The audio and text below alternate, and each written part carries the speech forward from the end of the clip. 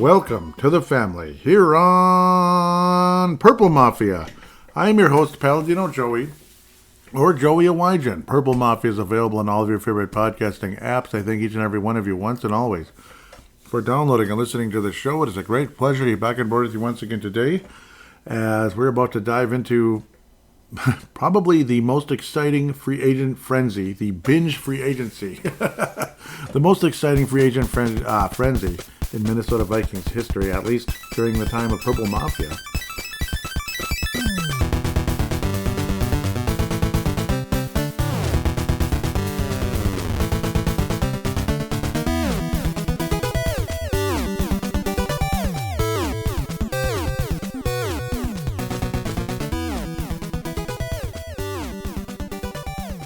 So yeah, who's the backup quarterback going to be? Or is it going to be a starter? Are you kidding me? We're still waiting? Yeah, we're still waiting. It's so stupid. So hopefully news breaks as I'm recording this show. I'm sick of waiting. Well, the quarterbacks on the Minnesota Vikings roster right now? J.J. McCarthy. Anyone else?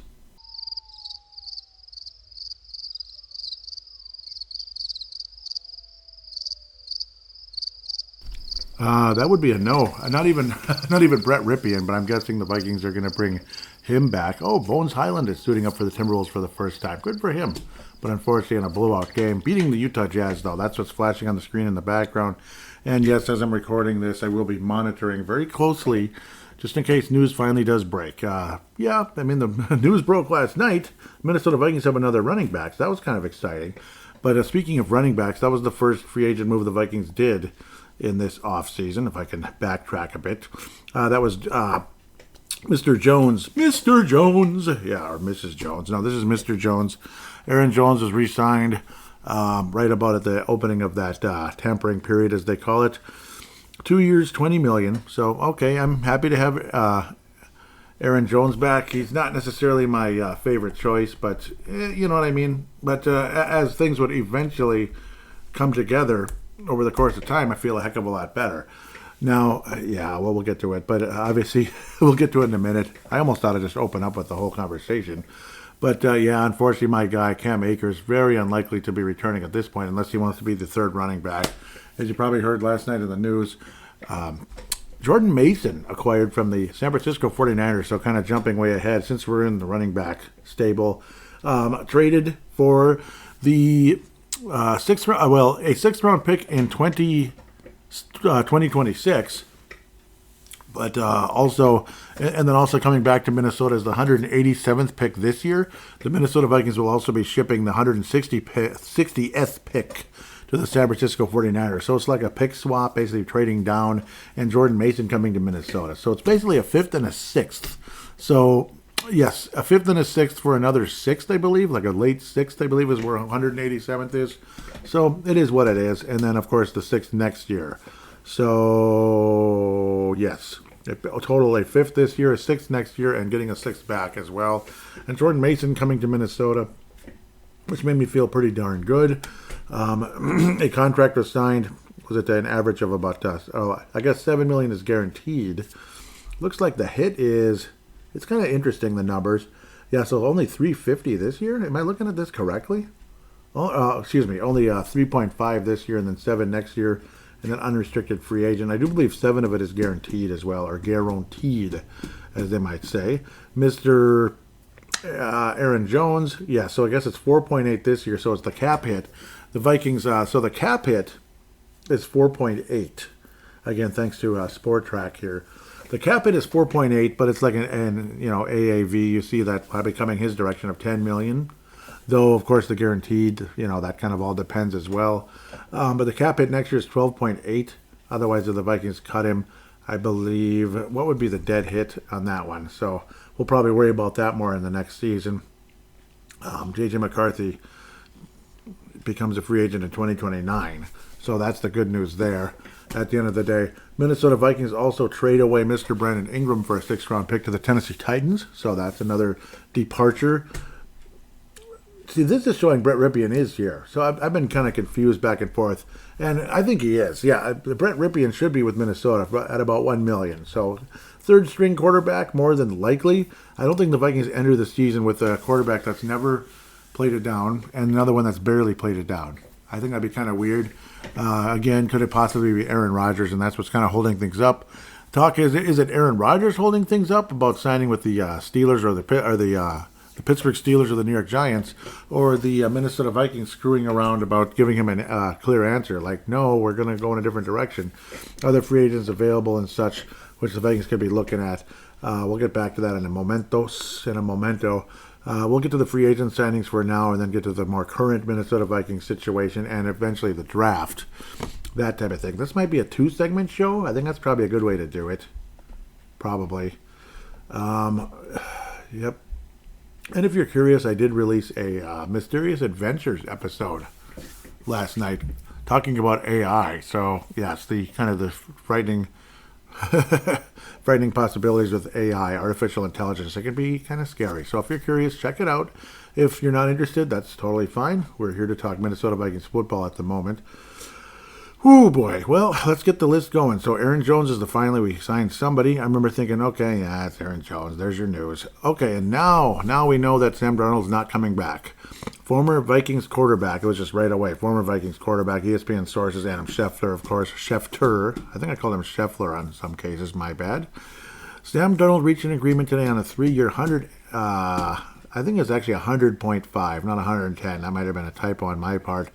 100. So it's 3 years and 100 million, 100 million point five contract, including 55 of it guaranteed, with the Seattle Seahawks. Seattle has its successor to Geno Smith, and I think it's been back and forth, conflicting reports, which did conclude on 100 million.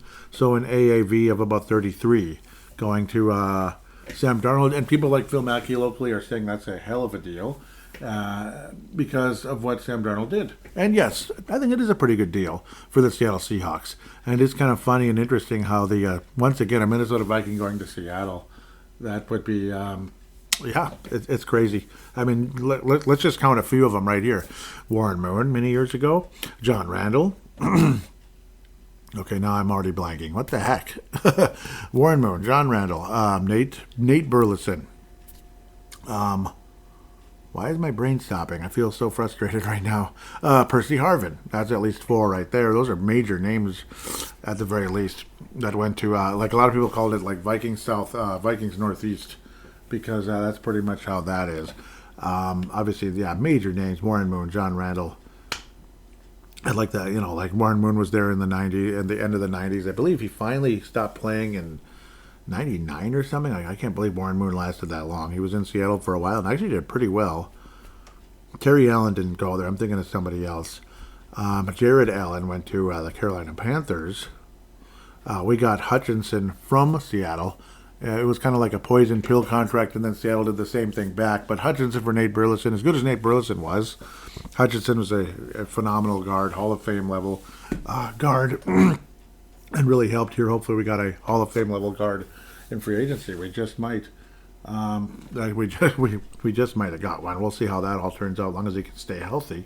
So we're going to kind of keep rolling here again, and I'll come up with some other Seattle players, I'm sure. But that's at least 4 major names in the semi-recent past. The Vikings did sign their first outside player, Philadelphia Eagles, who lost about 500 players here in the offseason. So, I don't know, I guess teams win championships and then players just leave. That's just kind of how it is. It's like the Florida Panthers, and I suppose that happened. The Chiefs lost a couple people, and I know the Niners lost like 700 players.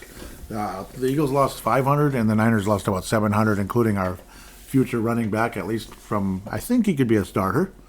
We'll see. Probably won't get as many carries as Aaron Jones this year, but then again, maybe he will. And it's probably a good thing if he does at some point at the end of the day. So I don't see Aaron Jones playing here after this season, especially with the way the contract is structured. But I suppose you could restructure it, I guess. Anyhow, former Eagles cornerback Isaiah Rodgers agreed to an agreement. So it's another Rodgers. This one's Isaiah. 2 years, $15 million contract with the Minnesota Vikings. The deal includes $8 million fully guaranteed. The deal was negotiated by Brian Gavin and Ed. Okay. What the heck? Was Wozwowski of EMG Sports. I'm not sure where all that information came from, but I suppose Adam Schefter and others about who did this and who did that. So, Isaiah Rodgers, that's another interesting one, of course, and we'll look at I think we just talked about the contract briefly. If we could go to defense here. Where's Rodgers? Where's old Raj? All of a sudden we see Aaron Rodgers at the quarterback position. Wouldn't that be something? That one has not been updated. You schmucks. But yeah, 25, 26, and he's a UFA in 27. Not been updated. Come on, Sport Track. What are you doing? Get on track. See what I did there? Wasn't that funny? It was funny, right? Well, I thought it was. Okay, just kidding. I'd like to have had something up, but I didn't. So I apologize. Obviously, offensive lineman, you're not going to get a whole lot of stats unless you have Pro Football Focus, that kind of stuff. Isaiah Rodgers has been he's been around a little bit. In and out, not in and out, but on a couple different teams. He started with the Colts and eventually the Eagles. The Vikings signed a bunch of Colts. We're going to be stomping on people like a bunch of big horses, I guess. Indianapolis Colts for the first 3 years was Isaiah Rodgers, again a cornerback from Tampa, Florida, born in 1998. Good old 98, January 7th. So when the Vikings were having that miraculous season of 15-1, Isaiah Rodgers was less than a year old and was being held in a little, whatever they call them, was in a cute little stroller. Little Isaiah. Welcome to the world, Isaiah. Isn't that just crazy? 2020 draft, 6th-round pick. See, there's your 6th-round pick. 211th overall. So, yeah, Vikings got the 187th back. So, actually, that might be a high 6th-round pick coming back to Minnesota from the San Francisco 49ers. So, let's get to the Philadelphia last year, of course, got the ring. Sorry, age 22 for in 2020. You know, he was probably mostly special teams and some very light action, but 13 games total.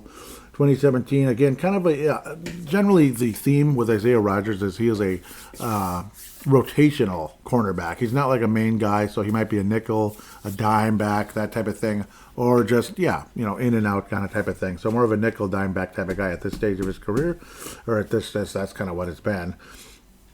Generally speaking, he did start 9 games in 2022, did not play in 23 because of a violation of league gambling policy. Okay, Pete Rose, the whole damn year in 23 didn't play, and then comes to Philadelphia, and his reward is a Super Bowl ring. That's right, 3 starts for the Eagles in 15 total games played. He had 15 total games played the year before, or 2 years before, for the Indianapolis Colts, so he was on the field more than likely when Kirk Cousins and co. made a 33-point comeback against those Indianapolis Colts, who've kind of fallen off the face of the earth. The Vikings just might sign another former Colt, maybe, as their backup quarterback at age 40. We'll have to talk about that in a moment. No pick sixes in his career, though. He did have 3 interceptions in 2021. That's the only year he played in 17 total games, but only started once. 3 interceptions, not much of a return, but also had 7 pass deflections, so you could definitely argue that was his strongest season in the NFL. Though he did have more tackles. Oh, no. That was the whole year, yep. Of course, now tackles don't always mean anything spectacular as a cornerback because that means the guy caught the ball. Now, of course, they could mean maybe you're doing a corner blitz as well, getting to the running back or quarterback, though no sacks have been recorded throughout his career and only 2 tackles for loss in 4 years. So, well, he's a rotation corner, and he wasn't too bad, but nothing super special either. 15 games total, 3 started for the Eagles, the world champion Eagles, 9 assists, 17 solo, and 26 combined tackles, 4 pass deflections, and a forced fumble. So good for him. Mr. Isaiah Rodgers, welcome to the Vikings, a rotational corner coming to Minnesota. I'm not going to call it mini. We just don't do that here. That's kind of like dorky and annoying, right? When we don't like that. Okay, and then it was kind of a surprise. I'm like, okay, we're just kind of sitting around, waiting about 3 hours and 40 minutes later, approximately. Something like that, on March the 10th. So what are we going to do? The Vikings, so are we going to get this Fries guy? Are we going to get Fries? Are we going to get Will Fries? Are we going to get Will Fries? It was just on and on and on. Is that how we're going to, we're going to get him. We're going to get this awesome guard for the Colts. But maybe we shouldn't. Maybe we should sign one of these older guys who's like Hall of Fame level talent, but older guy for like just a year or two. Maybe you don't want to commit long term to somebody. It wasn't like a ACL type of thing with the injury, but a broken leg for Will Fries. But then, we signed his teammate. The center is a little bit older, and what a mean-looking son of a gun. We signed a center, Ryan Kelly, meanest looking son of a gun you ever saw.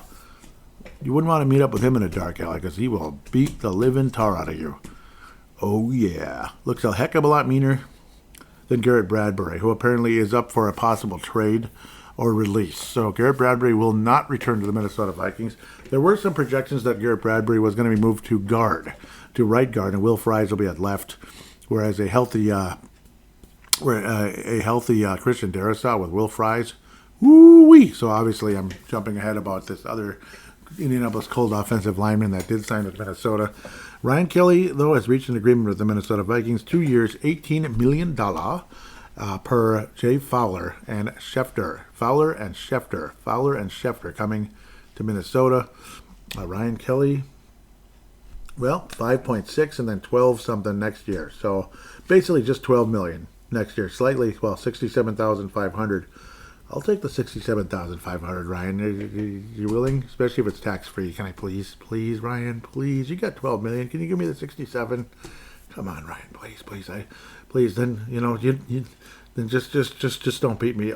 You know what? You can beat me up all you want. Just give me the 67,500, please. Just beat the crap out of me and give me the money. Is that okay? Please. No, I'm because boy does he look mean. Woo. Heck of a lot more intimidating than Bradbury, who apparently got forklifted several times throughout his career with the Minnesota Vikings, and again has not been traded yet. He becomes a UFA next year with a cap hit of $814.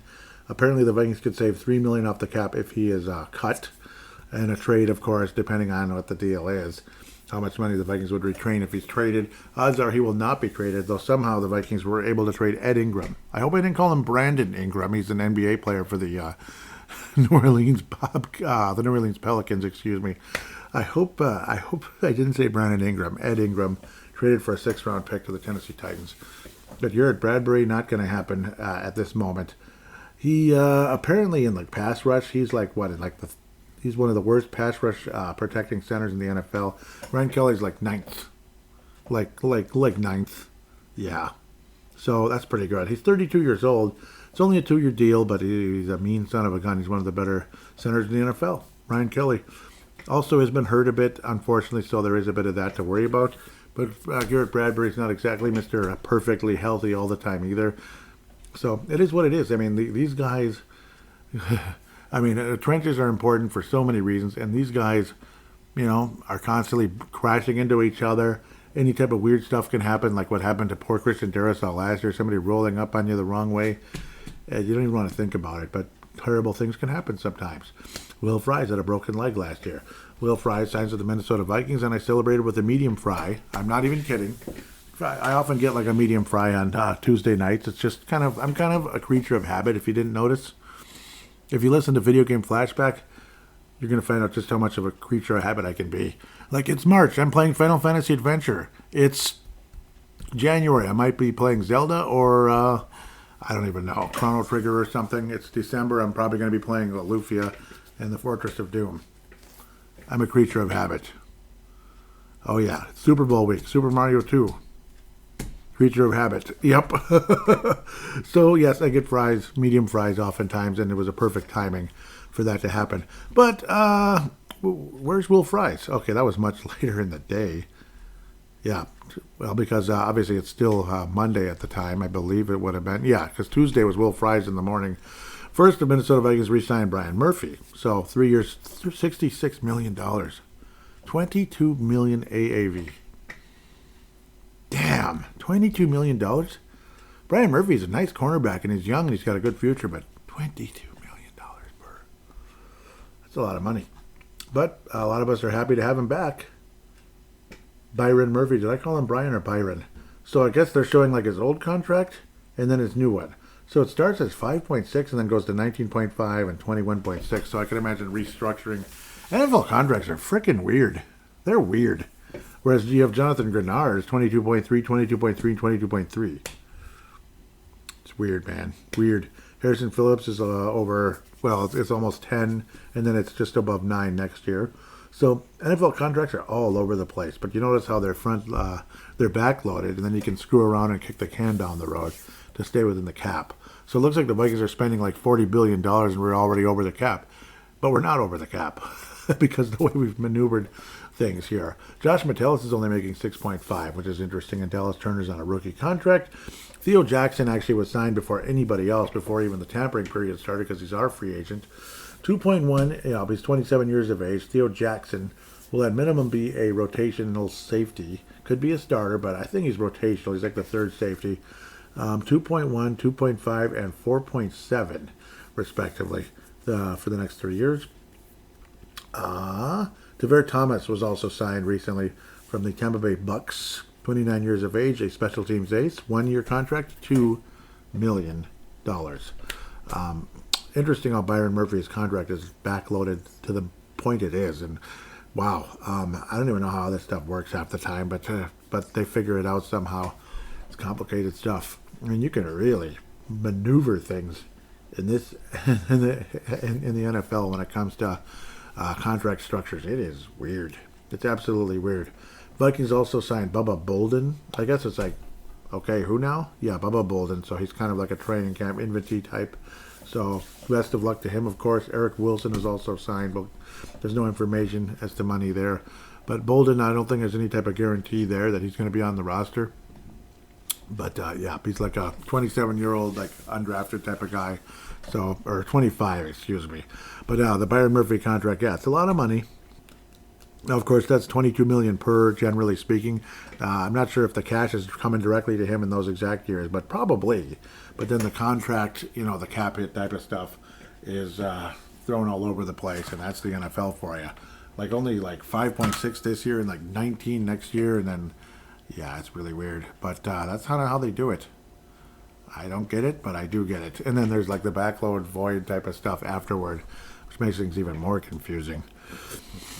And then there was conversation constantly about this defensive tackle who's in town. He's in town. This guy named Jonathan Allen, very nice defensive tackle coming in from the Washington Commanders. We've also had an interesting offseason for sure. Jonathan Allen, Jonathan Allen coming to Minnesota, which is nice. Obviously a defensive tackle. Vikings would get 2 defensive tackles during this offseason flurry, and it's extremely exciting. Washington Commanders, Washington whatever they are.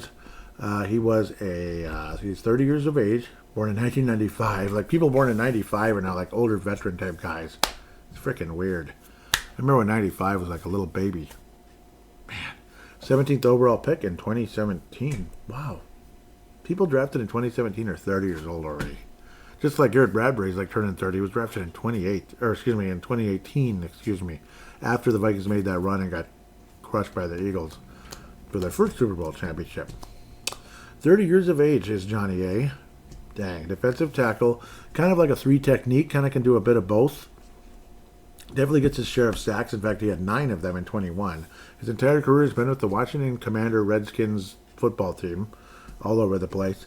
Left defensive end, right defensive end, and right defensive tackle, and then just defensive tackle. So he's been on the left, he's been on the right, and he's been a tackle, he's been an end. Because obviously tackles are opposite when it comes to offense and defense. On offense, tackles are on the outside, and defense, they're on the inside. So that's how that works. Again, 9 sacks in 21. He had 7.5 in 22, 5.5 in 23, and 3.0 last year because he only played 8 games with a pectoral injury. So that's unfortunate again. So there's a bit of that where some of these guys are available, possibly because of like injuries and such, a pectoral injury. So hopefully he'll be okay. It sounds like he's going to be totally fine. And Jonathan Allen is a member of the Minnesota Vikings, which I strongly support. Big contract, of course. Again, 3 years. Was it 60? I do believe that's what it said. It is a chunk of change, as they say in the business. 3 years 60 million. That's the official statistic they put out. And then the contract structure is 6.8 again. Boy, they're manipulating that cap. 6.87, and then the next year is 21.6, and the next year is 23. But then you throw in the 6,667. Aha! See what they did there? Made sure that last dollar was in there because we don't want that 666 at the end there. That's kind of no. We don't do that stuff. We got to throw in the extra buck, just like a little tip at Caribou Coffee. I mean, if you can give somebody $1 for a single hot cup of hot coffee that took them 5 seconds to pour, yeah, you can give. It's still okay. You can fork over that extra $1 to Big Jonathan Allen there. But it does say 666 the year before though. Ooh. Well, and the year before that. What's up with that? Come on. Maybe they should have left it at 5. Come on, Jonathan, son of a gun. Just kidding. Anyhow, yes, it's a chunk of change. He's a veteran. He's had a pectoral injury, but 3 technique type of guy who can tackle for losses and can also get to the quarterback. Not as much last year, of course. Again, only playing in 8 games for the Commandos. But it seems like the kind of guy who'll get you about 7, 8 sacks a year, get some tackles for losses. He had 10 in 23, 16 in 22, 10 in 21, so on and so forth. They had 11 way back in 2018 when he was only 23 years of age. I think they might have been called were they the football team or the Redskins at that point? I don't remember. It is what it is. What's this PB nonsense? Ah, okay. Why doesn't it just show a star? Okay, it does. Stupid. He went to the Pro Bowl twice, 21 and 22, at age 26 and 27. Good for you, Jonathan Allen. Awesome. 17th overall pick for the Washington Redskins at the time. Yep, yeah, they were still the Redskins. That was 2017 when Kirk Cousins was his teammate for one stinking little year. Yeah, but 17th overall pick again for the Redskins. They were still the Redskins at that point. Coming out of Alabama, probably with a certain huge named coach named Nick Saban. So good for him there. Defensive tackle, 6'3", 300 pounds is J.A. Jonathan Allen. He's got the same initials as a certain host of Pro Bowl Mafia. Couldn't tell you who that guy is. I have no idea. Some schmuck. Anyhow, a great pickup by Kwesi, according to Mike Dale. Yep, so yeah, there wasn't a whole lot of comments here, but yeah, Mike Dale jumping in. Great pickup by Kwesi. According to Mike Dale, the Minnesota Vikings did sign Will Fries. And yes, I did celebrate with medium fries on Tuesday night. This happened pretty early Tuesday morning as I was getting up. You know, I'm a second shift guy. I don't get up super early, but I don't get up late either. This news broke about 7 a.m. up out there, and I get up a little bit, tiny bit after that. Not much. Just a few minutes after that every day. And there it was, Will Fries. So it's like, all right, there we go. You got Ryan Kelly, and then you get bringing Will Fries. Isn't that awesome? Again, the Facebook page is Purple Mafia Show, Minnesota Vikings Show, basically. So look it up if you can, and there is a link in the show description if the whole thing isn't all messed up. And I hope it isn't. Whoa, some crazy stuff going on. No, nope, unfortunately it's not news, though. I wish it was. Anyhow, let's get to Mr. Will Fries' contract if we can. I know, is it exciting? Yeah, I think it's fun to look at. It's curiosity. Why not? I mean, isn't that sports for you? Well, again, more cap, playing around with the cap. The actual amount, though, which I should have gotten to, doesn't even show. Doggone it. I remember it being quite a huge chunk, though, at the end of the day. I remember it now. 5 years, 87. So my apologies, almost 88, basically. I remember it saying 88, but it's 87. Oh, yeah, it's just under 88. Yeah, 87.72. Yeah, that's pretty high. So, to the actual contract itself, again, playing around with the cap like we always do, I guess. $6 million this year. A $6 million cap hit. Then the next year, 17.22, whatever.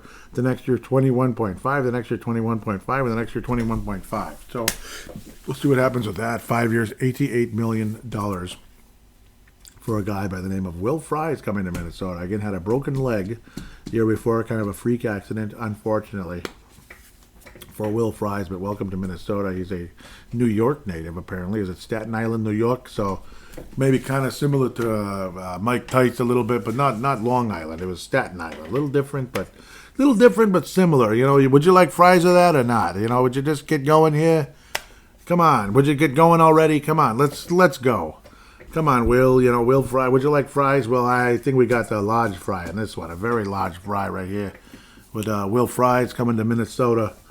At a guard position. That sounds almost guard. That sounds more like Boston, but guard position. That's New York. Guard, not guard. That's Boston.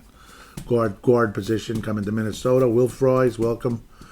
And we'll take the supersize for this one. Supersize fries. You know, remember those when they used to exist back in the day? Yeah, you remember those? Remember those, do you? They're excellent, you know. Anyhow, I think you got the idea. Will Fries from Staten Island, New York, coming to Minnesota. Very happy about that one. So, excuse me. Yes, I like to play with my voice a little bit. I've been told I'm good at imitating people. Sometimes it can be. I don't know if Will Fries really sounds like that, but I can imagine Will Fries going all over the place. You know, that name just sounds New York, doesn't it? Even Ryan Kelly, now that sounds like Boston a little bit, but he's probably not from there. Who knows? Anyhow, Theo Jackson, Aaron Jones, not Aaron Rodgers, of course, who knows if that's still coming, Byron Murphy Jr., Jonathan Allen, Will Fries, Pat Kelly. And then the other one was Ryan Wright, 1.5. Congratulations, Ryan Wright. 1 year contract coming back to Minnesota. One single year, 1.5 for our friend Ryan Wright coming back to Minnesota. One of the larger punters out there. So that was Kwesi cooking things up a bit. That was kind of fun. Chef Kwesi, Gerald String liking that one. Cool. That's from Score North. Sorry, Score North, from stealing that one, I guess. Shortly, Adam Schefter, not Scheffler, Adam Schefter, shortly after being released by the San Francisco 49ers defensive tackle Javon Hargrave reached an agreement with the Minnesota Vikings on a 2-year, $30 million deal that includes $19 million guaranteed. The deal was negotiated by Drew Rosenhaus, which I think everybody on the planet has heard of by now. Javon Hargrave, right? So that's the name coming up here. Another 30-ish-year-old guy, 32 years old. This one's a bit older, coming from San Francisco. This guy's been around the block a bit. Talented for, yep, I would have to say so. He's played some, but he's mostly been a nose tackle, left defensive tackle, and defensive line. That's it. With San Francisco the last 2 years. Pittsburgh Steelers going back to 2016. What just happened? Everything frickin' froze here. Was he not drafted? You're kidding, right? He wasn't even drafted? Salisbury, North Carolina. February 7th, 1993. That's a veteran, all right. There's your draft pick. 3rd round. That's a nice 3rd round pick. 89th overall in 2016 by the Pittsburgh Steelers. The Steel Curtain, and he was a part of that. His nickname is the Gravedigger. Ooh.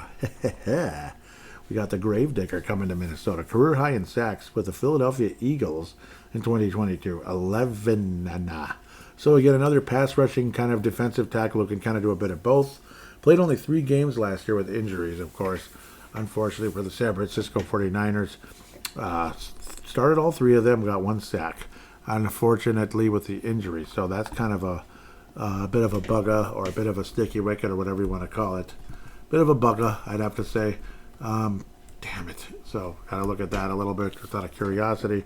Partially torn right triceps. So that hurts. Obviously because defensive line, you're pushing. You know, you can imagine just like a bench press. And then it just kind of went. You know what I mean? You know, sometimes you're pushing hard on your heel, your foot, and then pop, there goes your Achilles. So luckily it's partially torn, and hopefully they were able to fix it up enough that he will be okay.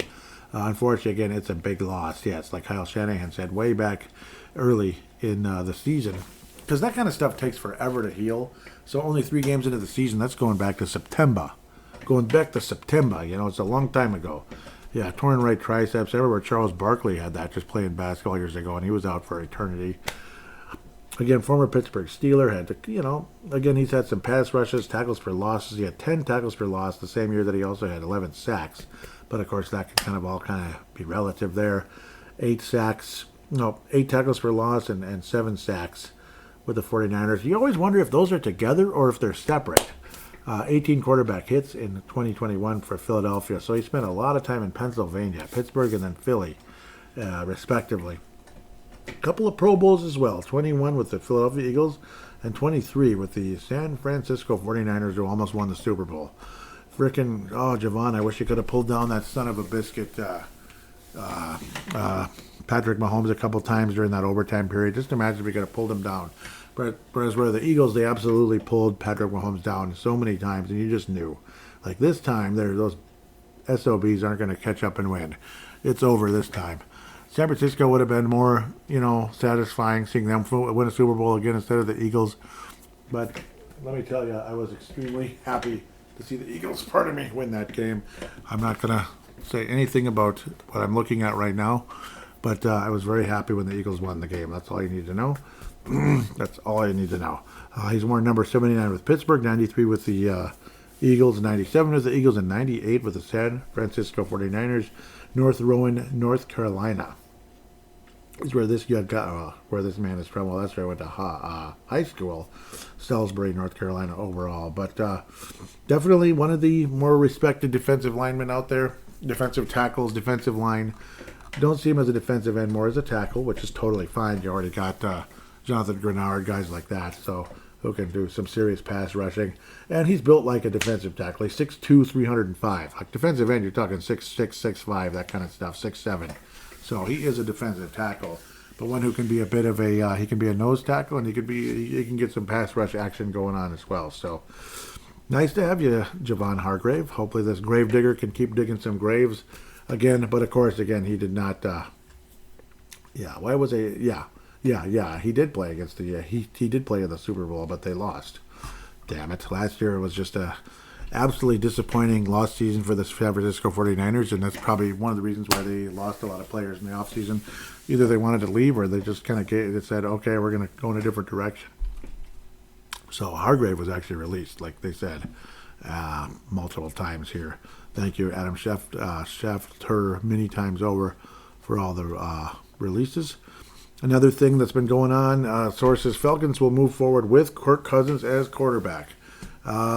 Either a $27.5 million backup or trade bait, as they are absorbing the $10 million guaranteed money, basically. They have to, they basically absorb the $10 million, so that's for sure going to happen. Kirk Cousins will either be a backup or trade bait, possibly, again, one of those emergency trade type of things like Sam Bradford years ago for Minnesota.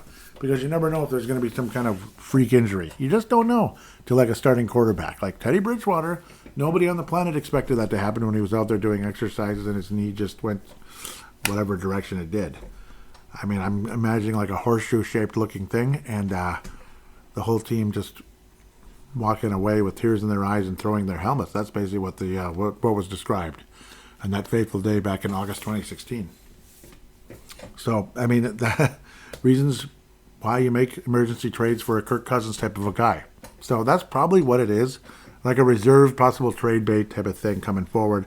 Otherwise, he's going to be a very expensive backup quarterback for the Atlanta Falcons. And, of course, Michael Penix has had an ACL, so I don't know. Michael Penix, he's no guarantee either. He's just not. So there is that. We'll see what happens with the Kirky. Some people even talking about possibly we should have tried to get him if the Falcons released him, but now it's over. I can't imagine the Vikings making a trade for Kirk Cousins to be the backup.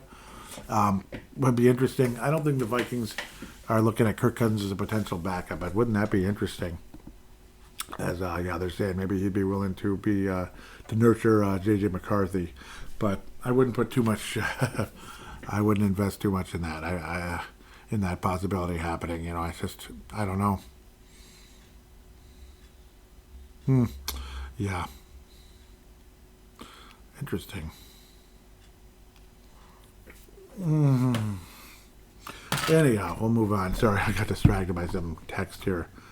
How did you not remember this? It's amazing how people don't remember their own classmate years ago, but maybe they don't want to, I guess, because they're not very memorable. Yes, as mentioned before, Ed Ingram, this is March 13th, was traded to the Houston Texans. No, did I say Tennessee Titans? It was the Houston Texans. Flippin' Saunders. Well, yeah, I get those two teams mixed up. Can you imagine why? The Tennessee Titans used to be the Houston Oilers, and then Houston, and I don't know, I feel stupid, so I apologize. Houston Texans is where Mr. Ed Ingram has been traded for a 2026 sixth-round pick. And I do believe this pick basically was moved to get this Mason Jordan guy. You know, you ever heard of him? He was a pretty good running back for San Francisco last year. So we'll talk about him soon. I guess I've been kind of pushing that backwards for a while. Vikings have brought back Eric Wilson. He used to be a member of the Minnesota Vikings years ago in the what's-his-face era. His name was Mike Zimmer. So Eric Wilson coming back to the Minnesota Vikings. Started his career here, played with the Green Bay Slackers and the Philadelphia Eagles a bit as well. So, and the Houston Texans. He's been all over the place. 27 to 2020, that awful season with the Vikings. Awful 2020 season. 2021 was slightly better, but Zimmer's fate was sealed probably the year before. Awful 2020 season. Aaron Rodgers came in and made us look like imbeciles. And Zimmer, 2021 was slightly better, but Zimmer's fate was sealed probably the year before. Awful 2020 season. 2021 was slightly better, but Zimmer's fate was sealed probably the year before. Awful 2020 season. Eric Wilson he's a decent kind of a depth linebacker. That's what he is, and he's a special teams kind of guy as well. Special teams depth linebacker. He did get 3 sacks a couple years in a row with the Vikings back in 19 and 20 respectively. He's now a 30-year-old linebacker coming in from the Green Bay Packers the last 3 years after playing with Houston and Philadelphia in 2021, where he saw 14 games in limited action. Much more action than Philadelphia. A career total number of tackles came in 2020 with Minnesota with 122, and I guess he was an attractive free agent. He actually started 15 games that year for the Vikings. One of the best players, or one of the better linebackers in one of the crappiest teams in the NFL that year, but he was a pretty good linebacker that year. There's no doubt about that for the Vikings, and that's why his name was so familiar. I'm like, oh yeah, I forgot about him because he left 3-4 years ago. So, but 122 tackles, starting linebacker in 2020, and then unfortunately just not a whole lot to talk about until last year with Green Bay with 72 total tackles. 7 tackles for loss, which is second to a career high. Like in 2020, he had 8 of them. Did Eric Wilson? He had 7 last year for the Packers, and he did start 12 games. 72 total tackles. So finally, some serious action last year with Green Bay. Otherwise, he wasn't starting. He was seeing some, again, reserve kind of guy. And I can imagine him being kind of a combination of reserve and maybe some starting, depending on the health of players and such. But he can play. So welcome back, Eric Wilson. 6'1", 230.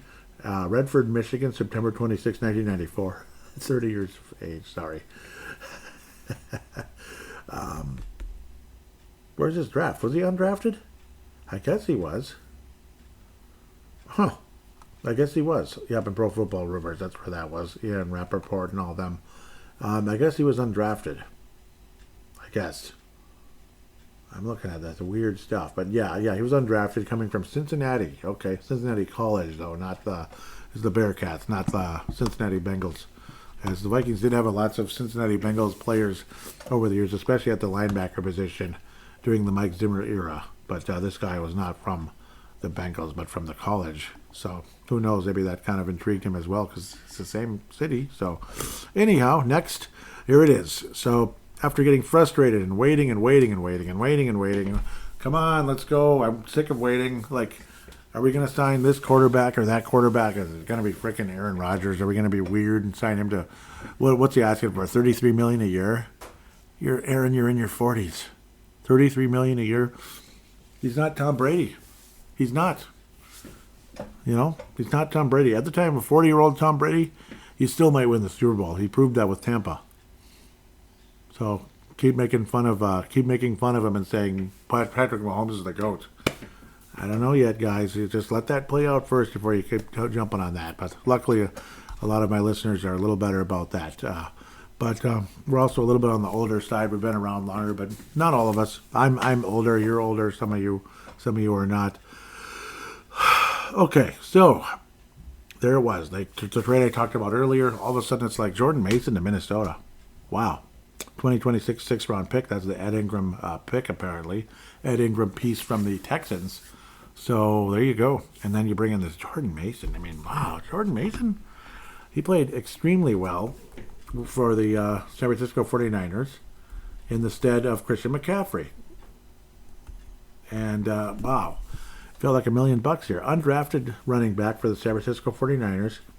Born in 1999, May 24th, 1999, from Gallatin, Tennessee. Just 25 years of age. He'll be 26, unfortunately, very soon. But that's okay. 5'11", 223, so he's got the size. But he also has explosive ability. Explosive. He was one of the league leaders in explosive runs last year, which is extremely exciting. What's also amazing, and way better than what Aaron Jones did last year, yards per attempt throughout his entire career. His yards per attempt throughout his entire career, 5.3. Wow, 5.3.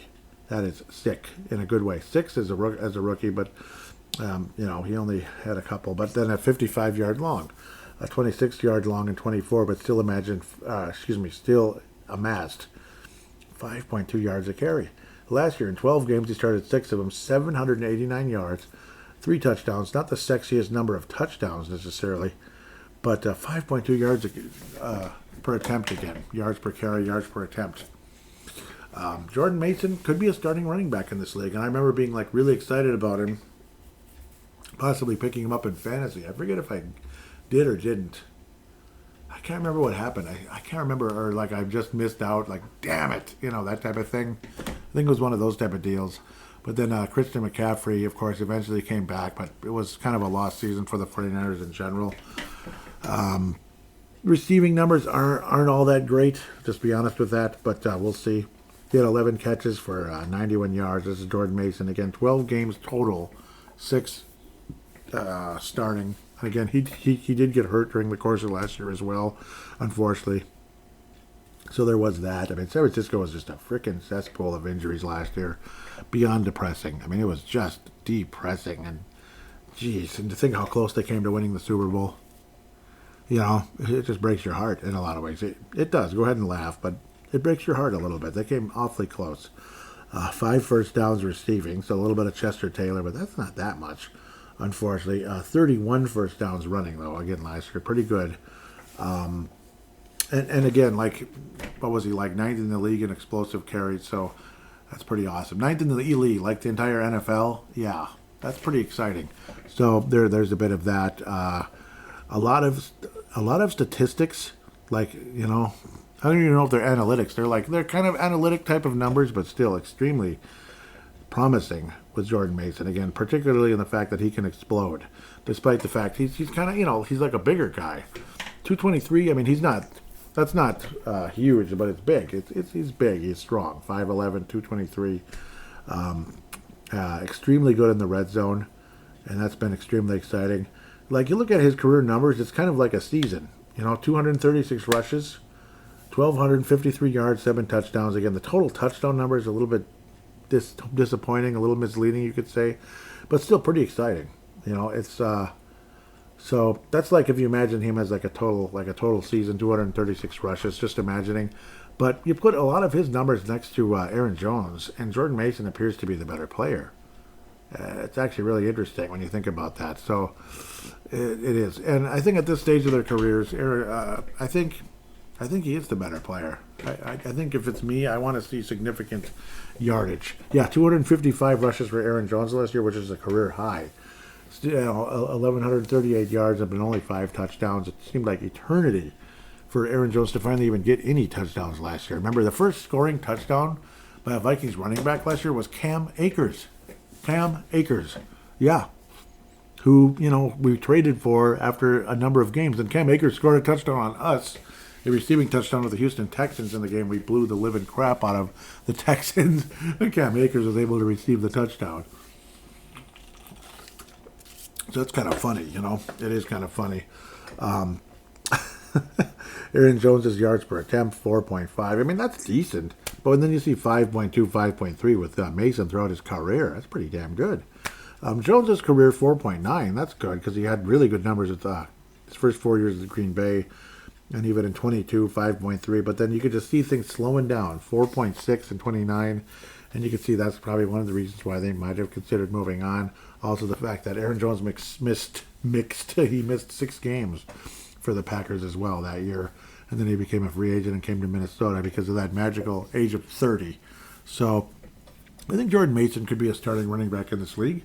But again, at bare minimum, he's an outstanding number 2 running back.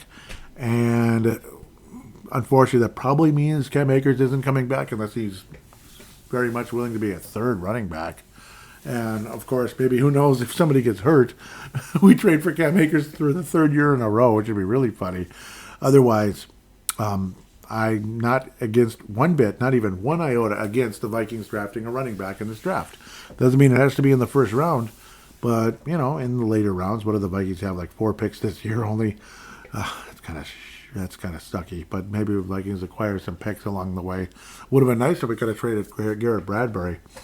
But, but we're going to release him, though, if we can't trade him. So I'm sure teams are just clamoring for Garrett Bradbury, and it's like 29th in the league pass rush, or was it even worse than that? I mean, it's pathetic. Or pass protection, excuse me. It's pathetic. He's one of the better run blocking centers, but a pathetic pass blocker, and it definitely showed on numerous occasions. And I don't know. I mean, Garrett Bradbury was pretty much a disappointment from the word go. And it's too bad because I supported Garrett Bradbury as a draft pick at the time. I was very excited. He appeared to be the best center in that draft. And it's like, here we go. Whereas Ryan Kelly looks like he's like way the F better than Garrett Bradbury could ever hope to be. So we'll see. Aaron Jones miraculously did play all the games, but he played hurt a lot, and it was kind of annoying. Crazy to think he had a career high in yardage. It almost felt forced. 255 attempts, whereas his previous career high was 236 back when he was 25. In 2019, he also had 16 touchdowns that year. All of his stats were better that year, except for the yardage. Everything was better. Yards a carry and 16 bleeping touchdowns. So some epic numbers, to say the least. Great receiving yards, so I will give him credit there. Him being Aaron Jones, 474 that one year in 2019. And then even last year, 408. So it's like the numbers are good. It's just, we'll have to wait and see. It is kind of funny. I can imagine Aaron Jones becoming a third down back, maybe because he's a good receiving back. And maybe Mason Jordan, he'd be like the first 2 downs. Maybe you go that direction, because I think that wouldn't be a dumb idea at all. Like where maybe Chester Taylor was freaking valuable, man, as a third down back. And I wouldn't mind the Vikings coming in with that approach, even though Aaron Jones is making more. So what?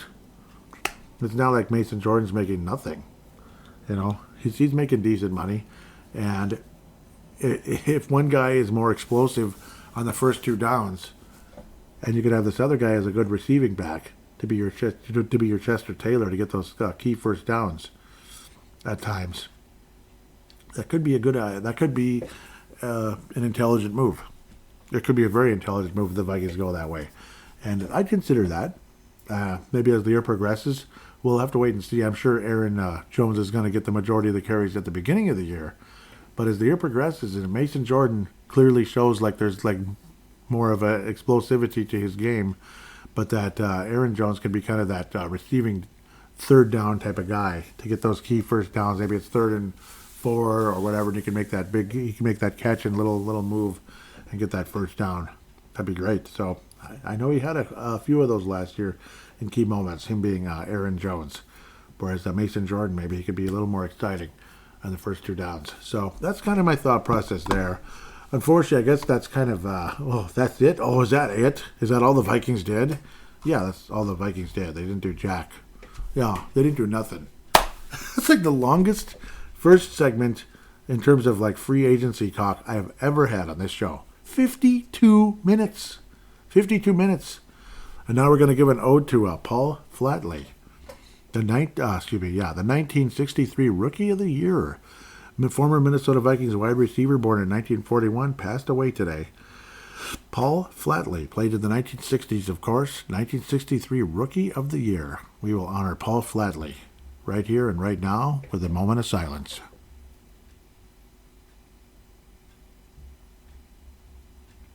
God bless Paul Flatley and your family, without a doubt. And thank you for the years with the Minnesota Vikings. No doubt about that. Rookie of the Year. That's pretty impressive. That's the NFL, folks. Played from 63 to 70. We can look at it real quick. Look at those old numbers on Pro Football Reference. Yep, it was a different game. Didn't have 1,000 yards once. That's kind of funny. But the Rookie of the Year, 867 yards, 4 touchdowns. Nice. Career high of 896 in 1965, 7 touchdowns. And yes, that was a very young friend, Tarkington, throwing him the ball. And then he went to Tarkington's hometown, the Atlanta Falcons, in 1968. Interesting. 68, 69, and 70. He retired or stopped playing football or whatever after at the age of 29 in 1970 for whatever reason.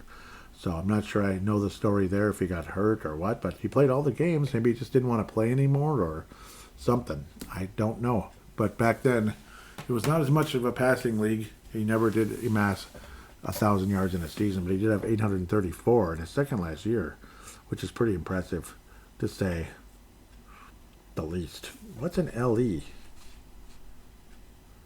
The heck is that? Don't make sense, Jaw. He was called a wide receiver in 69 and 70. What's a LE? And what's a FL? Frickin' loser. I'm no, I'm not calling him that. I'm just being goofy. But he was born in Richmond, Indiana. Died at the age of 84 today. So, man, drafted in the 4th round, 44th overall. So, man, 44th overall was the 4th round back then. Wow, man. Interesting. And then Denver Broncos. Huh. Weird. Oh, yeah, the NFL draft and the AFL draft. So apparently we were able to acquire him that way. Maybe it was taken a little higher. And that's why the Vikings got him. I don't know how that worked. He was drafted in the AFL and the NFL, but maybe we were higher. Maybe it's like they put in cards or something. I have no idea how they handled things back then. What the heck is a FL? A flat receiver, like you go out in the flat?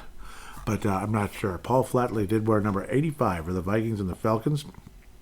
Tarkenton's an Atlanta guy, but of course he didn't play for the Falcons. Played for the Giants. Vikings traded him away because Norm Van Brocklin couldn't handle the fact that this quarterback was so arrogant that he scrambled. He didn't just stood there and get sacked and hang on to the ball, but it basically, what a jerk, right? What an idiot. Okay. No, Norm. I think you were a little bit about that. But the Vikings eventually traded back for him, but unfortunately Tarkenton was a bit older. Still good, but the Vikings did not win those Super Bowls.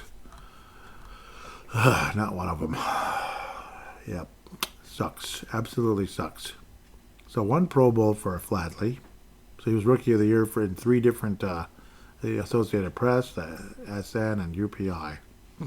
One-time Pro Bowl, that was 1966.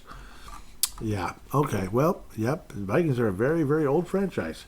Not old like Washington and all them. Washington Redskins, Philadelphia Eagles, New York Giants or anything, but still pretty old franchise. It is pretty weird to think, though, the Vikings are still the newest team in the NFC North. We're the newest team. 1961. The Bears go back to like the beginning. The Packers go back to the beginning. The Lions are like the 40s or so. It's crazy, man. Isn't that weird? So we're still the young guns, you know. Come on, we're still new. That's why we haven't won a Super Bowl. Yeah, 1961. It's almost 70 years ago now. Almost. Oh, Anthony Edwards is 41 tonight against the Utah Spaz. Jaden McDaniels kicked some butt, man. 20 points, 12 rebounds. Timberwolves Explosion. Check that out if you have the time. Timberwolves Explosion. You get to hear the same voice talking about the Timberwolves. That was your little Timberwolves corner there here on Purple Mafia. 40 wins now. Good job, guys. They got their head out of somewhere. It took like 3/4 of the season, or 2/3 of the season, but they finally got their heads out of their ass. As Bobby Knight might say, you better get your head out of your ass. Yeah, you better. Well, they finally did. Still nothing. You sons of... Man, tired of waiting. Those bastards. Come on, just do something, please.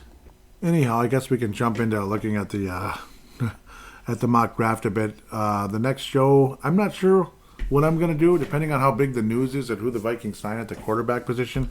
Oh, yeah, I suppose I could look at the upcoming quarterback free agents. Yeah, I think that would be important. So to look at who we could still get, possibly, for the Minnesota Vikings. Unfortunately, you still have like people like Aaron Rodgers there. Yep. Well, I had it up a while ago, but then of course I lost it. There we go. See, well, come on, guys. Okay, well, we could say the signed ones too for fun, real quick. So yes, just to kind of go over it. Sam Darnold, of course, the 100.5 for 3 years. Justin Fields, 2 years, $40 million. Daniel Jones. That's the other topic I didn't get into, and why we're in this fix right now. Daniel Jones left the Minnesota Vikings for the Indianapolis Colts. Maybe it's said that the Vikings offered $11 million for a year. Daniel Jones leaves to the Indianapolis Colts for $14 million 1 year. But I guess more of a chance to start. So that's kind of annoying and frustrating. A lot of people not happy about that one. It's very disappointing, to say the least. So Daniel Jones going to the Indianapolis Colts. 1 year, $14 million. And again, that's why we're in this fix. Digging around. We wouldn't even be talking about Aaron Rodgers. But fudge knuckers. Jacoby Brissett, who I wouldn't have minded one bit. 2 years, 12.5. Annual value of 6.2. That would have been nice. He's a veteran, but I would have liked Jacoby Brissett coming to Minnesota. But he went to the Arizona Cardinals. Cooper Rush, I wouldn't have minded either. You know, kind of like a, maybe slightly younger, but a veteran going to the Baltimore Ravens. Nice move by them, leaving the Dallas Cowboys. Cooper Rush, who tortured us on Halloween a few years ago when I said purple cupcakes, boo. Yeah, Cooper Rush made us look stupid. Annual AAV of 6.1. Josh Dobbs, are you kidding me? $4 million a year for Josh Dobbs, but I suppose his athleticism is so good that's where people get intrigued by him. Josh Dobbs going to the Patriots, and I never saw him as a legit backup here in Minnesota. Mason Rudolph could have possibly been one. 2 years, $8 million, annual value of 4. Marcus Mariota, a lot of people like him. 1 year, $8 million to the Washington football team. No, Washington Commanders. A lot of people would have liked to have Mac Jones. This is a pretty good deal. Going to San Francisco, taking less money probably than other teams. Going to San Francisco to get in the Kyle Shanahan School of Quarterbacking. Not a bad move at all. There's 3 possible places where quarterbacks can go to get better again, and that would be the San Francisco 49ers, the Los Angeles Rams, of course, with Sean McVay, and our guy by the name of Kevin O'Connell in Minnesota. That's definitely 3 places to go if you want to improve your game, possibly as a starting quarterback in this league, or at least a really good backup. Taylor Heineke goes to the Chargers, Los Angeles Chargers, 6.2 for 1 year. Zach Wilson to the Miami Dolphins, 1 year, $6 million. Nick Mullins also leaving the Vikings, 2 years, 4.5 to the Jacksonville Jaguars, 2.25 for the Jaguars in annual value. Somebody named Kyle Trask, I don't know much about him. A little under $3 million to the Bucks. Brandon Allen, we do know about him, but there's not much to write home about. 1.4225, whatever the heck, going to the Tennessee Titans. Bailey Zapp, Kyle Allen, and Gardner Minshew. Bailey Zapp and Gardner Minshew both signing with the Kansas City Chiefs, and Kyle Allen going to Detroit. And the financials not showing here, unfortunately. So let's look at the available guys. Aaron Rodgers made 37 last year, 37 and a half. Looks supposedly seeking 33 this year. Are you kidding me? Trey Lance made 8.5 last year with the Dallas Cowboys. He's an unrestricted free agent. He could be an option, but I don't think he'd be much of a like a guy to nurture anybody here in Minnesota. Maybe he'd be a flyer type of a move. Drew Lock, though, maybe. Still under 30 years of age. He's actually only 28. New York Giants made $5 million last year. Of course, with the New York Giants, $5 million. He's a free agent. Drew Lock, I think, is an option. Joe Flacco's over 40.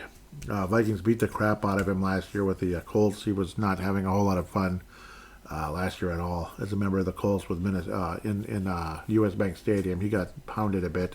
But I think he'd be a wonderful veteran. The only thing is, he's super old and can barely play anymore, so that's the complaint. 4.5 last year, probably would take about 3 with Minnesota. Jameis Winston, a lot of people like that. I can't believe he's 31 plus already. Man, $4 million last year with Cleveland. I'd sign him for $4 million this year. I'd sign him for 8 or maybe 10. $10 million, 2 years, $5 million per. You got $1 million raise, Jameis. You want to come to Minnesota? I think that'd be fun. He's a little crazy, so he might not be the best guy to learn from because he throws 30 interceptions. He's one of those kind of guys.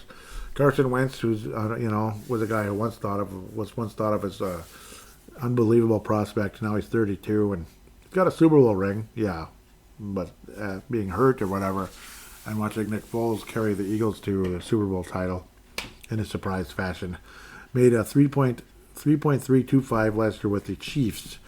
They're saying his market value is about $2 million. 32 plus already. I can't believe he's that old.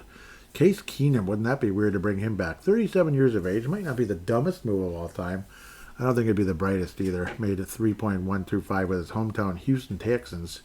Easton Stick, I don't know. I just don't know. I don't know much about him. Sounds like a third stringer to me, but still made over almost $3 million a year. I've heard of him, but it's like, I've heard of C.J. Beathard too, but I mean, to me, I have no interest. I have no interest. Russell Wilson's still a free agent, flying around the country with the Giants, and the Giants and the Cleveland Browns as possible suitors for Russell Wilson. I'm not real interested. Though he might not be the worst thing ever, but I'm not particularly interested. Teddy Bridgewater, I'd be extremely interested, but it seemed like, I don't know, years ago with Miami, like he's just done. I was shocked when Detroit signed him. 1.2 mil. I'm not even sure he made that much, though. I don't know. But Teddy Bridgewater with Detroit last year, unfortunately, basically just kind of showed up and watched them get beat by Washington in their first playoff game. They didn't win one bleeping playoff game last year. Neither did the Vikings. All that hype, going into that game. Remember that Sunday night game last year, the final regular season game of the season? Neither team won a stinking playoff game. That's bull stuff. That's bull schmucks. It's horrible. That's the Vikings in Detroit for you, isn't it? 14-3, 15-2, and they don't win one playoff game. Not one. Vikings got obliterated by the Rams. Lions got they got beat to hell by the Washington Commanders. They were, the Commanders were in command of that game for the most part. CJ Beathard, I'm not interested, but other people might be. If that's who the Vikings sign, I guess. Brett Ribbian, I don't get it. I thought he was. I'm so confused with this whole thing, but I guess he is a free agent, and I wouldn't mind the Vikings bringing him back as a third stringer, not as the backup, because he's not going to teach anybody much. I mean, he could, I suppose. I mean, it's not like Sean McVay was out there starting quarterback or anything. Neither was Kyle Shanahan. But are you a quarterback or a coach? I don't know. Maybe Brett is kind of a coach. Who knows? Tim Boyle, Giants, Tyler Huntley. I kind of like him a little bit. I kind of like Huntley a little bit. I think he's semi-underrated. Some of you think he's not good at all. Maybe. Desmond Ridder doesn't do much for me.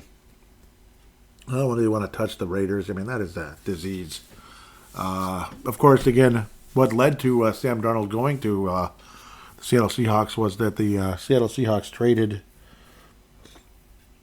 Geno Smith to the Las Vegas Raiders so he could rejoin his former coach in Seattle with the Las Vegas Raiders. Again, that would be Pete Carroll, of course, with the Raiders. So it's probably not as toxic as it was before. I mean, you have Geno Smith and Pete Carroll now, but I think both of them are a little bit past their prime, a little bit. Why didn't you bring back Tarkenton and Bud Grant? Well, when Bud Grant was still alive too, and see what happens.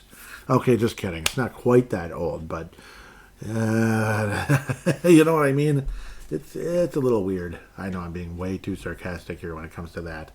And the other name that's not showing here is Ryan Tannehill. He didn't play last year at all. Kind of like a free agent that just kind of sat out, I guess. Nobody tried to sign him. 37 years of age, has a wealth of knowledge, and I think he'd be a wonderful signing, and he probably wouldn't cost that much. Joe Flacco, wealth of knowledge, Super Bowl champion, Super Bowl MVP with the Baltimore Ravens in 2012. Not quite 1812, but almost. I'm just kidding. 200 years after 2012, but you get there, 1812, excuse me. Yes, a wealth of knowledge, way, way beyond past his prime, obviously. But of course, in his prime, Flacco was a starter. But yeah, I mean, he's like super old now. At 38 with Cleveland, he was pretty fun to watch. He was fun to watch at the time. Flacco at age 40. I mean, it's like I think he'd be a wonderful help in terms of to J.J. McCarthy. I think he's got that wealth of knowledge, and I think he's an intelligent guy. It's just that if he has to play, it'd be a little bit scary. I think he's at that point, I think, where, like, point of no return, I think. That's the only drawback I have. Otherwise, I wouldn't be mad at Flacco coming here. You just hope he doesn't have to play, I guess. Whereas Ryan Tannehill, I think you could survive if he has to play. That type of thing. I mean, Flacco, who knows? Maybe he still could do something. It's just last year was kind of scary when he was at the Colts. He was way different than the year before. It was like Cleveland, there was just this magic wand, but then he comes to Indianapolis, and it's like there was no magic points left. It's like, oh, man, all that magic dust ran out. It's like, doggone it, because Flacco was fun to watch as Cleveland during that short time. So we'll see. For me, yeah, like the candidates are like Flacco, Jameis Winston, Ryan Tannehill, guys like that. Obviously, Aaron Rodgers is a candidate. It's just that I'm not interested, really. He's over 41 years old. Trey Lance hasn't done a damn thing in this league, even though he's ultra talented. Drew Lock is a name I didn't talk about at all before. Yeah, I mean, I think he should be definitely in the conversation. You know, he's got some knowledge and such, and I don't think he'd cost that much. And yet he's done it. You know, he's played in this league. He's played in this league and all of that. So Lock, Flacco, guys like that, I'd be okay with. I would just wish there was some kind of a news, like, brief here, just a da-da-dun, Vikings sign, you know, Drew Lock. Vikings sign Ryan Tannehill. Vikings sign whatever. Tom Brady. Okay, just kidding. Would you have? Oh yeah, Brent Jacobson. Would you have any interest in doing a bracket challenge for fun this year? Nope. Okay, yeah, I already did one, but I already did one, but maybe I jump in. Yeah, I'll get to him in a minute. It's not like I have to answer him this second because the deadline is what, Wednesday, I believe, or Tuesday, something like that. And well, on the one I did so far, I got St. John's man, Rick Pitino winning the whole enchilada. So quarterback situation. If I was to endorse one guy, gun to my head right now, Drew Lock, Joe Flacco, Jameis Winston, Ryan Tannehill. I will choose, if gun to my head, Carson Wentz, all these other guys. I choose Ryan Tannehill. That might be crazy, but I'm choosing Ryan Tannehill right now. Gun to my head. Otherwise, I'd be fairly pleased with any of them, even Flacco. Yep. I love Flacco. It's just that's the one thing that scared me is if he has to play like 2, 3 games. But I don't know. I mean, it doesn't mean if somebody just no, let's just no, just guys stay healthy if you can. That'd be great.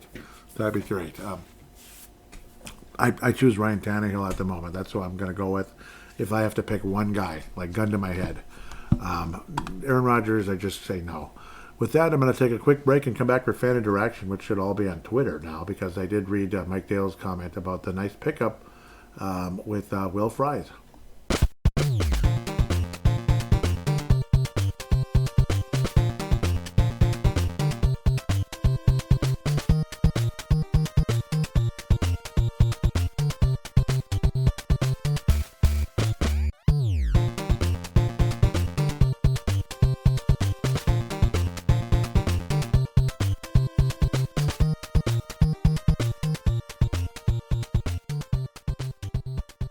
And we are back here on Purple Mafia, segment number 2 in this case, fan interaction segment. Want to thank Tanae Brown for retweeting the most recent episode coming in out of New Zealand.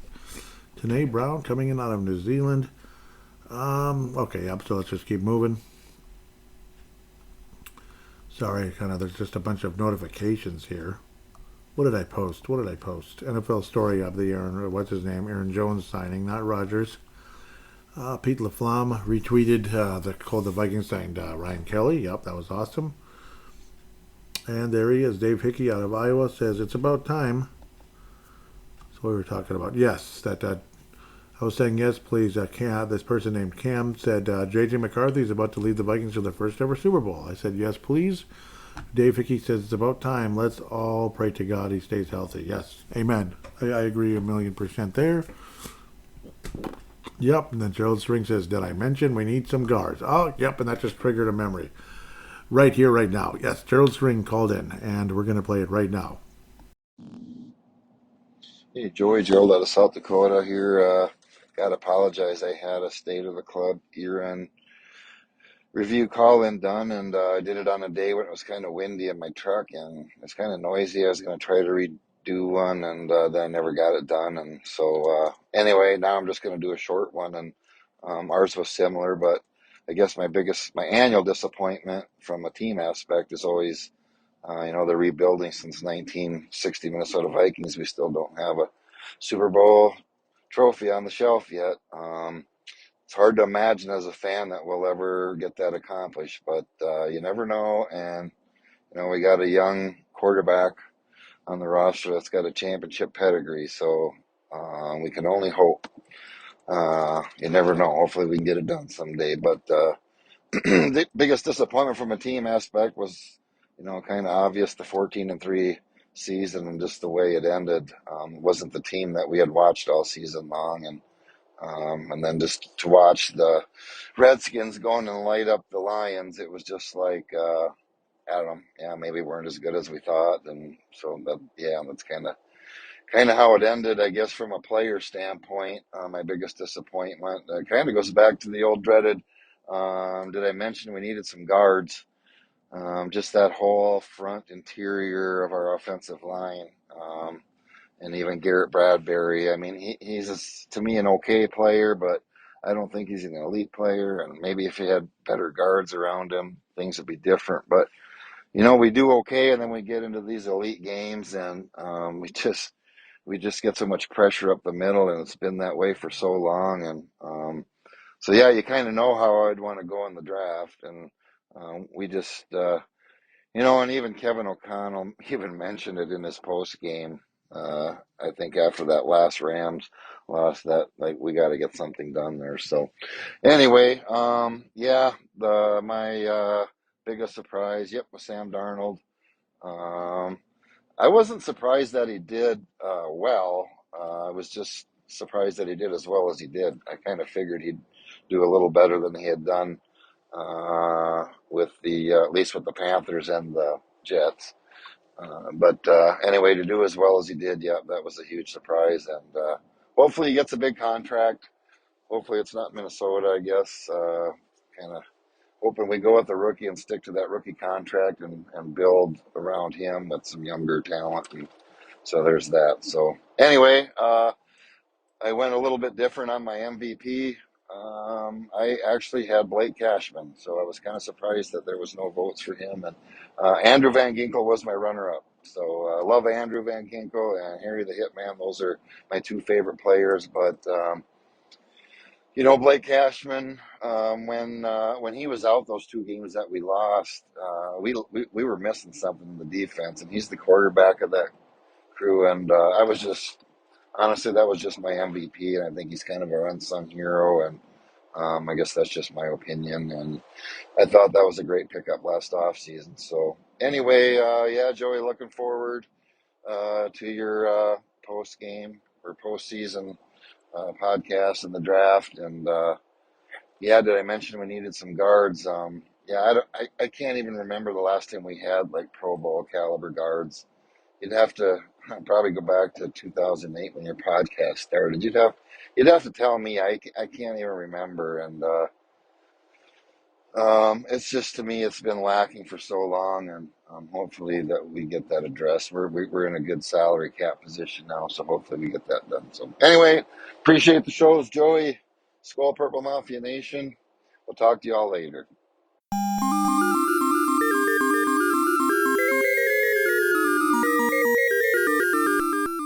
Great call in, Gerald. And of course, again, yep, Sam Darnold being the biggest surprise, Cashman being the MVP, and the disappointment, of course, just the way the season ended. Like, what a joke, huh?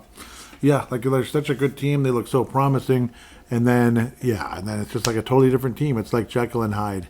It's ridiculous. So, yeah, Cashman, obviously, nobody could tackle, it seemed like, when Cashman was out. So, yeah, I can totally understand that point of view. I was thinking about that, too, a bit. And then I was like, okay, Van Ginkel. Yep. I mean, it was a great season. So, yeah, great season for him, and a really good free agency period last year, and an incredibly epic one this year that hopefully leads to bigger and better things. Completely agree about building around J.J. McCarthy and that rookie contract, and hopefully J.J. McCarthy's as advertised, because I really like him. And yes, Gerald, did I mention we need some guards? I remember how you said that in that call, and just the way you're like, did I mention we need some guards? Just the way you said it years ago was so funny. And yes, so 2008, I think Steve Hutchinson was still here, right? Yeah. He was here for a while, and then wound up with the Titans later. Yeah, he was the last Pro Bowl guard. Other than before him, we're probably talking like Randall McDaniel, back in the '90s. So he was a legend, of course, first ballot Hall of Famer type of guy. But yeah, now we have Will Fries, and then of course a great center potentially with Ryan Kelly too. So very exciting at the end of the day. And thank you. Yep, I love that tweet from Gerald. Did I mention we need some guards? Yep. Yep, we got at least one, and got rid of one as well. And yeah. So Dave Hickey says, welcome to Minnesota Tavier. That would be that Mr. Tavier. Yep, Tavier coming from the Tavier Thomas coming from the Bucks as a special teams ace. Thank you very much. Danae Brown responding to the poll. And let's look at it real quick. So the poll, good number of votes. Nice sample size, I'd have to say, for sure. So the choices were Aaron Rodgers, Jameis Winston, Carson Wentz, which I probably should have put in Ryan Tannehill instead, but Joe Flacco also. And again, a decent number of votes. Joe Flacco wins, 35.1. Second place, Aaron Rodgers. Wow, 26.3. Jameis Winston and Carson Wentz somehow wound up tied, 19.3. Interesting. I bet if Ryan Tannehill was in there, he would have taken maybe some of Rodgers' votes, but that's my fault, unfortunately. at the end of the day. But Joe Flacco wins. Tanae Brown does agree. He says, I feel as though Flacco would be the best mentor out of this group. I think so too. Winston is interesting. Go big or go home type of quarterback with a good defense. He could be playable. Yeah. And yes, Jameis Winston could be a lot of fun with the Vikings if the Vikings went in that direction. He was, obviously he threw like 1 billion interceptions in his career, which is part of the problem why he wasn't a franchise level quarterback. He was a number 1 overall pick once upon a time, and he probably should have been a franchise quarterback. Franchise talent, but again, just, I don't know, too wild. A little bit too much of a gun, too much of a gunslinger. Kind of like a guy by the name of Nick Mullins. Extremely talented, but too many mistakes. That's kind of what happened basically to both of those guys. Winston definitely even more talented, but again, yeah, too many mistakes. Agree with the Flacco pick here, and again, I wish I did put Tannehill, but I wasn't thinking about him because he didn't even play last year, and it's like he just wasn't on the top of my head. But thank you, Tanae, that's awesome. Coming in out of New Zealand. Dave Hickey out of Iowa continuing says, I guess Flacco. He's old, but under no circumstances do I want Rodgers. He's a butthole. Wentz is no longer good, and Winston is erratic. Feel you there. Dave Hickey says, I'm also getting sick of hearing this Rodgers to the Vikings poop, basically. He's 42. His skills have diminished, and he's the biggest prima donna quarterback in history. He's not a team player, and he wants to control the team. I wouldn't think the owner, GM, or the coach wants that.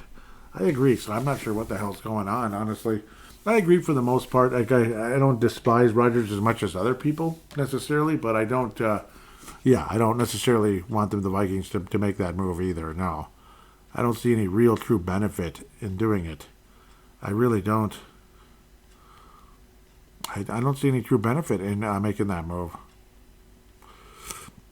Like, what would it really do? It's like, oh, we're not sure if what's-his name is ready, McCarthy, but then, I don't know, was bringing Aaron Rodgers or some type of a good thing.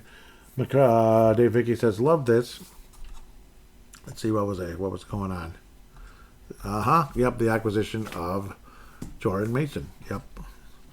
Dave Hickey says, love this. He's a beast, I kind of thought. He was going to get a huge jump with McCaffrey or over McCaffrey this year. And now we got him. Kwesi is definitely cooking this year. And yep, the Kwesi is cooking conversation. Yep. Continuing, I think this is the Ryan Kelly move. What the heck? Okay, no, it's still, what's his name? It's still Jordan Mason. Dave Hickey continuing. I love this. He's a great pickup. He's a beast. Great pass blocker. Great runner. Yeah, we're like 2 years ago. Apparently his weakness was pass blocking, but he got way better last year and all of that. So God became a better blocker last year, did Mr. Jordan Mason. Let's see if there's a response here. Okay. Ali Sidikai adds in as well, and they kind of put it all together here. Moves I'd like to see the Vikings make: sign Joe Flacco, sign Tevin Jenkins, sign Rondell Moore. That's that third or fourth receiver from Arizona, I believe he was, and then re-sign Shaq Griffin. That's Ali Sidikai. Yep, those are good ideas. Oh, it's because I retweeted it. Dave Hickey responded with, I would like to see the Vikings pick up Cooper Rush at backup quarterback. Flacco is too old, and Rondell Moore, he has crazy skills if you use him. I wanted him in the draft a couple of years ago. Jenkins and Griffin would be okay. So, yeah, hopefully the Vikings do get Rondell Moore in that case. Dave Hickey continues saying something here. What was I sharing? Okay, maybe it's like including me in here somehow. Whoa, it scared me. Okay, Vikings got the 6th round pick for Ingram. Dave Hickey says, good deal. Let him step on C.J. Stroud's feet. The Vikings fleeced the Texans on that one, considering he was not good at all. And the one thing he was known for was tripping our quarterback. Only bad thing is we drafted him in the 2nd round a few years ago. Yeah, that's a pretty high pick. Yep. Dave Hickey's responding to another thing. Yeah. Javon Hargrave. Yep, the Javon Hargrave move. Dave Hickey says, one of the best free agency signings this year. Yep. Oh, yeah, the fries. Yep, I was talking about, I was saying in celebration, the Vikings' newest guard, Will Fries. I had a medium fry in my hand, and it was delicious, by the way, because there's a certain McDonald's close to 169 in Golden Valley that does a really good job on the fries. I mean, really good. Dave, it's like New Hope, Golden Valley, kind of right there. Dave Hickey says, nice pun, Joey, but now you have to eat them nasty fries. I thought they were pretty good, though, but yeah, I understand. I'm not supposed. It's probably not a good thing, is it? Love the signings. on both sides of the line, and the fact they were teammates on the Colts, so they have familiarities, and that's big. Yeah, it is, because chemistry on the offensive line is freaking huge. Hopefully no more turnstile like we had. Yep, for real, man. Hopefully no more turnstile. Yep, I completely feel that. Yep, trending. Oh, they keep going back and forth about quarterback decisions and what's going on. And Mike Silver, what's he hinting at? Dave Hickey says, no Rodgers. Yep. And that's it. So there's your fan interaction. Dave Hickey, thank you for all the interaction. Tanae Brown, thank you so much. And, of course, Mike Dale for the reaction on Facebook. Hope all is good with you, Mark Carlson, and others out there. Missed you guys. But I do appreciate the interaction that I did get this week. It's wonderful. And what a very fun free agency frenzy it's been. Lots of fun. What a fun week it's been. And we're still waiting to see who the backup quarterback or potential starting quarterback could be as we go forward. One final check here before I sign off. There is nothing that I can see at the moment. No. So there is no Vikings signed Aaron Rodgers or anything crazy like that. Nope. I'm just watch. It'll happen right as I'm closing the show. Just watch. The Vikings will sign Aaron Rodgers or something, or the Vikings sign, Aaron Rodgers signs with the Giants or something, or the Steelers, and the Vikings immediately sign Ryan Tannehill or Joe Flacco or something. But I don't know. I might do a short episode about it, depending on how big of an impact the signing is. I might do something short, as long as it doesn't take away from this show, because I think this show is going to be a big, fun, successful podcast because of, we're just riding the waves of this wonderful free agency frenzy, and it's been a lot of fun. So Gracie's definitely cooking free agency 2025. Hope all of you enjoyed this very much. It's been an incredible ride. And it's still not over yet because we don't know what's going to happen at the quarterback position in terms of the number one or the number two necessarily, depending on what decision is made. But more than likely the number two, because I think about 99, well, maybe not 99, let's say 75 to 80% of us would love to see J.J. McCarthy under center week one, and from week 1 to week 17 next year for the Minnesota Vikings. With that said, we'll be back pretty soon to preview the upcoming draft. I didn't even look at the mock drafts. Oh my gosh, I almost forgot. So far they have the Vikings taking Nick Emenwari, safety from South Carolina, 6'3", junior, big guy. So we'll see what happens with him, potentially, if he's going to be our guy for the Vikings. Oh man, what did I just do? I have no idea what I just did. Okay, so I'm sorry, I didn't even look at mock drafts, but more than likely the Vikings will be taking someone, taking somebody, yeah. A lot of people believe the Vikings will be going defensive here. I don't think the Vikings take a running back in the first round. There's one. Yeah, this one says Trevion Henderson still, but this might be an old one from just a week or two ago. Trevion Henderson. So we'll see. He's coming out of Ohio State. Yeah, of course. So that's a big name guy from a huge school that's had all kinds of success. The Draft Network. Okay. Yeah, a lot of people have Cam Ward going to the Giants. So we'll see what happens there. Vikings are at 24, and they have us taking a defensive pack named Jade Barron. So, yes, I just wanted to at least bring this up to see where the Vikings might be looking. It's all over the place. It's not J.J. McCarthy, and then, Bo Nix. Huh. Or you trade down and get Bo Nix or something. But stuff like that. So, this year it's all over the place. Defensive back, defensive line, running back. So all over the place. Probably not a guard, but maybe. I wouldn't be too surprised if the Vikings took a guard at one of the picks somewhere in the draft. So we'll have to wait and see. Sorry, I just probably figured I better throw that in. But the next episode will be heavily focused on the draft. Probably open up with a little free agency talk, because we're probably going to, if I don't throw in a short episode talking about, the quarterback situation coming up in the next day or two, or however long this frickin' takes to be settled. So with that said, have yourself a wonderful few days, few weeks, whatever it is. The next major episode will be the draft, but again, there might be a breaking news episode coming up, a shorty as well in between. So until then, take care, God bless, and Skol Vikings.